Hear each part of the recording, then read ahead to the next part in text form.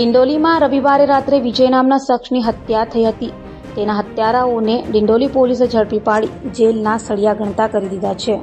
પરપ્રાંતિયોથી ખદબદતા એવા લીંબાદ ડિંડોલી વિસ્તારમાં રોજ સવાર પડેને કોઈને કોઈ હત્યા કે પછી હત્યાની કોશિશના બનાવ બને છે. ત્યારે ડિંડોલીના નવા ગામ ગાયત્રીનગર પાસે વિજય નામના ઈસમની સરાઝાર ચપ્પુના ઘા મારી હત્યા કરાઈ હતી.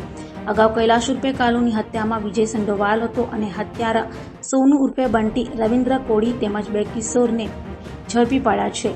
હત્યા વાહન નજીકમાંથી હંકારી કટ મારતા થયેલ બોલાચાલીમાં કરી હોવાની કબૂલાત કરી છે. ગઈકાલે રાત્રે 11:30ની આસપાસના સમયમાં ડિંડોલી પોલીસ સ્ટેશન વિસ્તારની અંદર વિજય ઉર્ફે ગાવથી હીરાલાલ ગવાને જેનું મર્ડર થયેલું છે. આ ગુનામાં કામે સોનુ ઉર્ફે બંટી જે મુખ્ય આરોપી છે અને તેની સાથે કાયદાના સંઘર્ષમાં રહેલા બે બાળકો એ પણ આની સાથે સામ્રતાએ ત્રણની અત્યારે પોલીસે અટક કરેલી છે અને કાયદેસરની કાર્યવાહી ચાલુ છે. મરણ જનારને પોસ્ટમોર્ટમ માટે મોકલવામાં આવે છે. ફરિયાદને પ્રાપ્ત કરી તાત્કાલિક આરોપીને અટક કરી એ લોકોની પોલીસ કસ્ટડી રિમાન્ડ લેવામાં આવશે.